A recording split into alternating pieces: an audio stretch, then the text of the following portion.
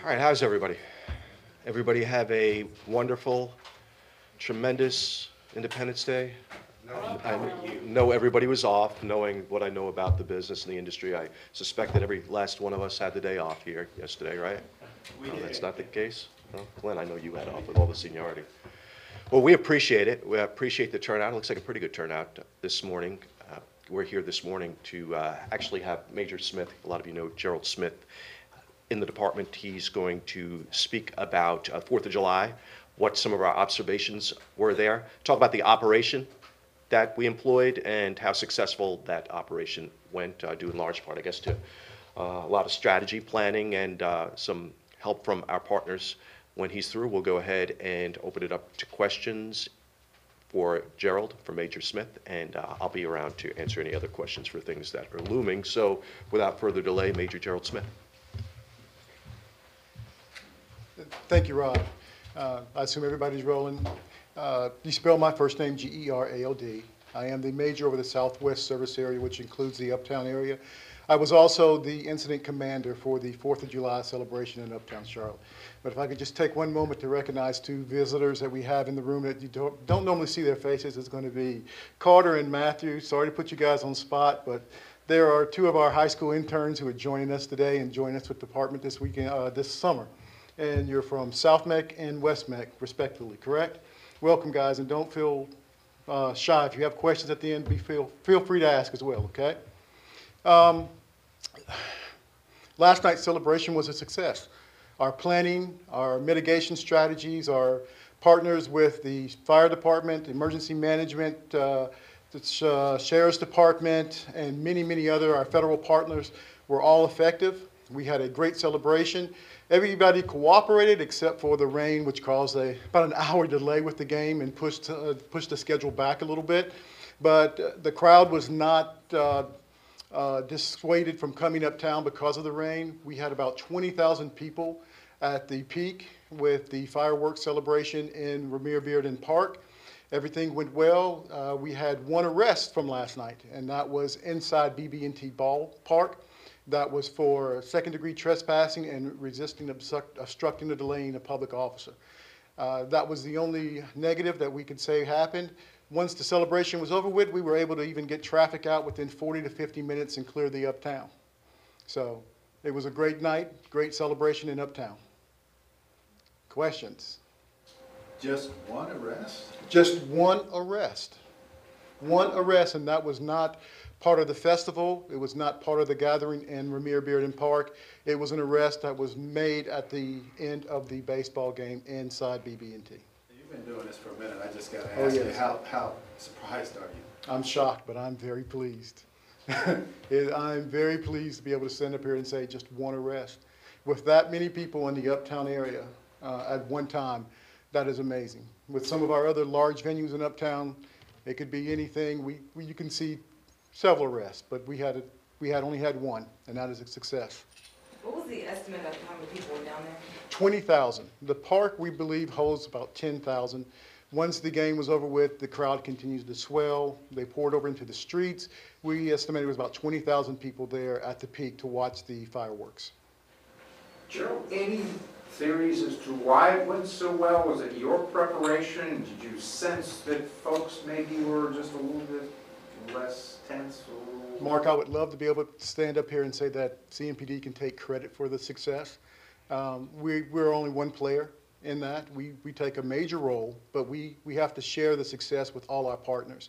And I'm starting to name a lot of them, but I'm going to miss some of them. Our federal partners who supply a lot of information, sheriff's departments, fire department, emergency management, highway patrol, Department of Transportation, CATS, on and on and on. So there are a lot of meetings that come and a lot of planning and a lot of mitigation that we do prior to major events in Uptown.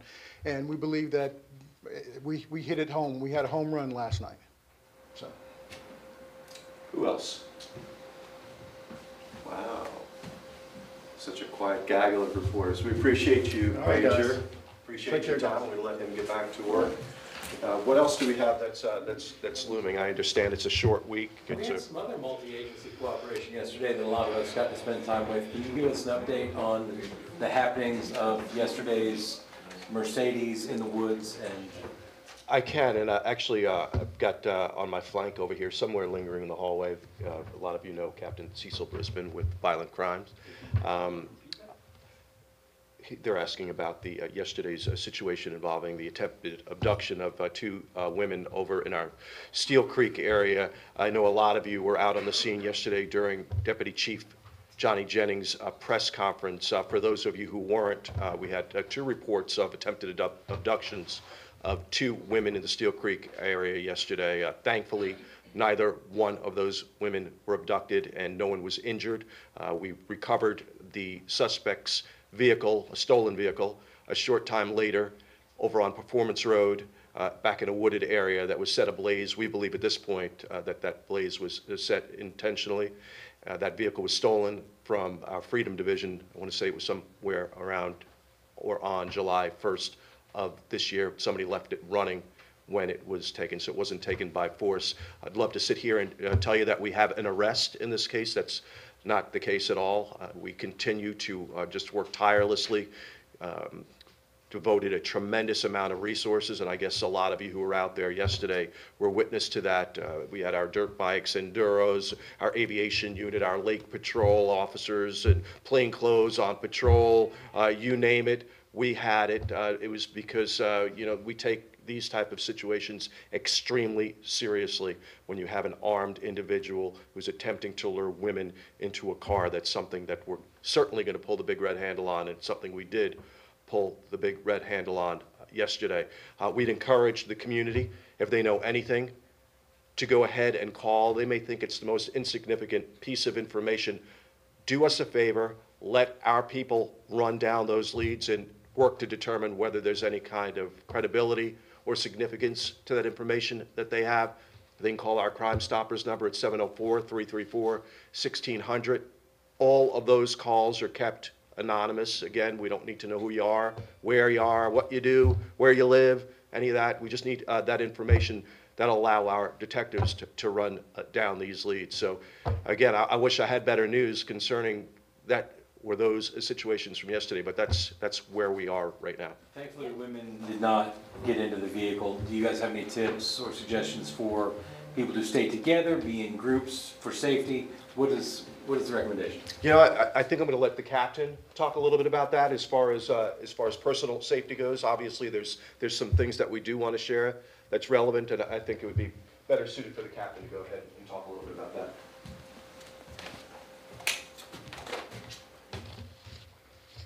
All right, so I'd love to give you a lot of tips. I'll give you a few though. The biggest thing about working out is this is a beautiful city. It's a great region. There are a lot of places where people can work out.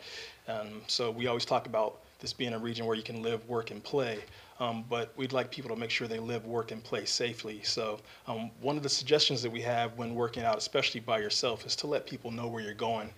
Give them an expected time frame for you to be out and about so they'll know that you should be returning home within 30 to 45 minutes or whatever that is.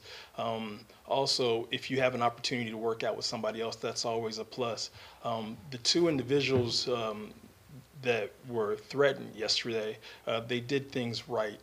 They knew something didn't seem right, and they didn't stay. They didn't wait around to engage in prolonged conversation with the suspect. And all of us have an internal meter, so to speak, that tells us when something's not quite right, and we have that fight or flight in us. And I think they chose flight, which was the perfect thing at that point in time. So, there are a lot of different little things that we can tell you in terms of trying to be safe, but the main thing is just being aware of your surroundings. So I think that's the highlight. Be aware of your surroundings and kind of map out the area that you're going to. Know what the potential threats to your safety may be in that area, and let people know where you're going. And then I would always suggest that somebody carries some type of phone or other communication device with them. So if you need to call us, that you can. Flagging people down in the general public, that works too. But the main thing is just let people know where you're going. Well, we're fortunate enough to have you up here.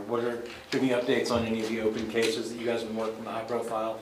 Either the cell phone homicide from the Let Go.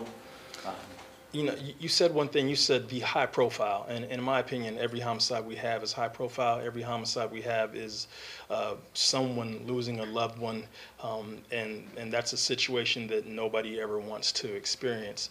Unfortunately, right now, I don't have any updates specific to any of the open cases.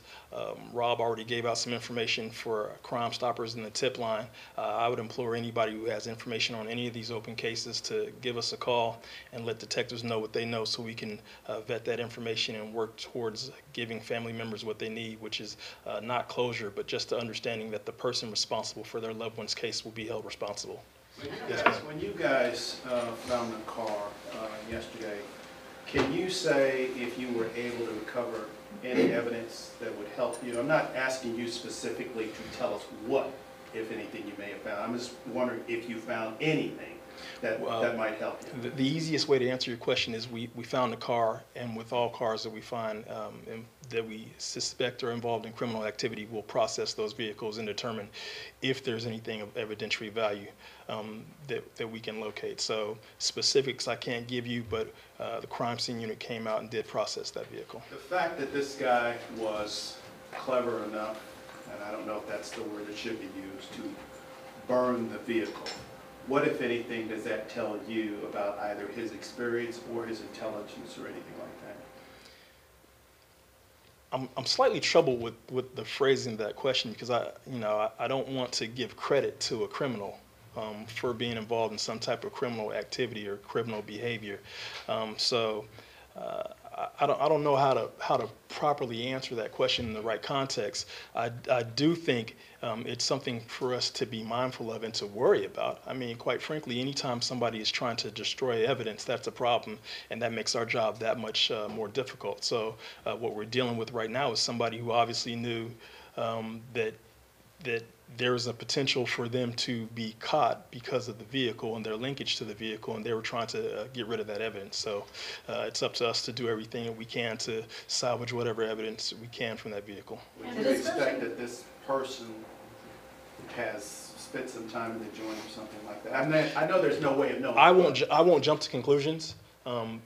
This is an open and active investigation, and I would hate to jump to a conclusion and be wrong. This is a case, like all cases, that we're taking extremely seriously, and we want to get to the bottom of who this person was and hold them responsible and accountable for their acts. We've talked about the vehicle at length, and I think that's a good find. The opportunity for us to comb through that, hopefully we'll get something that we can use. But quite frankly, it's all disturbing. Anytime you have someone who is accosted in that manner, that's not something that's normal. It's not something that people expect to happen to them when they go out for a day of exercise. And I think that's why the community is alarmed. What time did you locate the vehicle?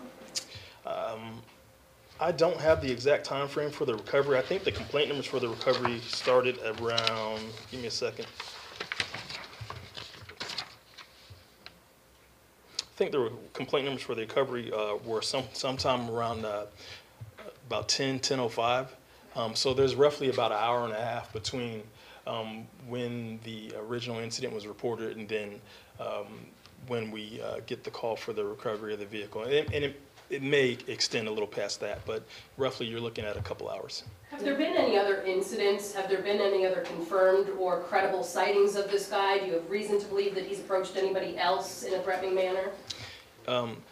I'd love to give you a long, detailed, in-depth answer, but the most concise answer I can give you is no on each question you just asked. No, we don't have anything pointing to some serial individual who's out trying to pick up women, and we don't have any information that leads us to believe that this is something that's been going on for an extended period of time. The description that y'all gave us yesterday was pretty vague. Is there any additional information that y'all have today? Any surveillance, any pictures anywhere? Unfortunately, there isn't. So the description we gave you yesterday of Hispanic male or light-skinned black male would be consistent with what we have. And although I'd love to give you something that's more in-depth, I can't.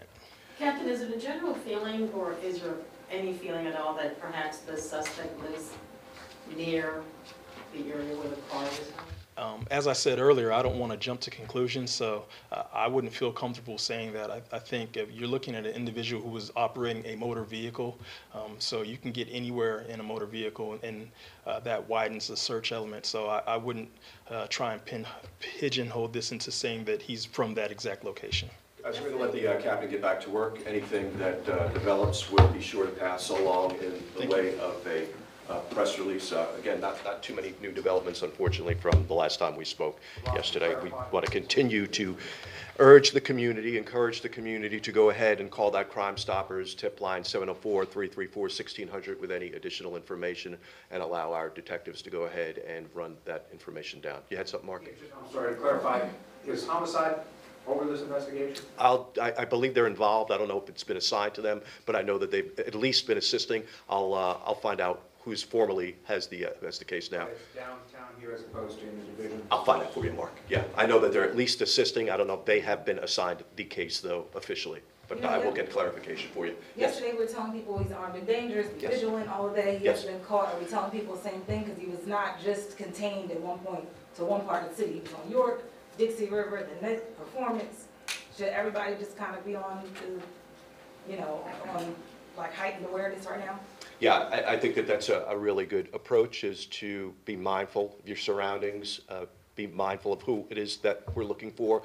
Obviously, we would never, ever encourage anyone, if they believe that they know who this person is or identify who this person is out in public, to approach this person, right? Be a good witness. Go ahead, call 911, give a very precise location of where you are, where he is, and let our folks go ahead and investigate that. But that's a tremendously good point. Yes? Rob, do you have extra resources in the Still Creek division right now? I know there was that double shooting overnight, and then there were the 2 abduction attempts. Have you guys dedicated additional resources? Yes, we've got additional resources over in Steel Creek, and more than appropriate resources out in the Steel Creek area. And I guess the other question would be, with the amount of resources that you guys poured into that search yesterday, I guess at around a certain point in time, we kind of saw this start to peel back. Was that to dedicate to other things because it was a holiday, or it was just at that point you guys figured you're not going to find him? No, we put a tremendous effort into working to locate that individual and continue to devote resources, time, and staffing to locate that individual. You may have seen some shifting of strategy and resources yesterday as things were scaled back a bit, but no, this is still a tremendous priority for the organization. And we hope for the community as well that we can get some help along the way with this endeavor. All right, guys, we appreciate you.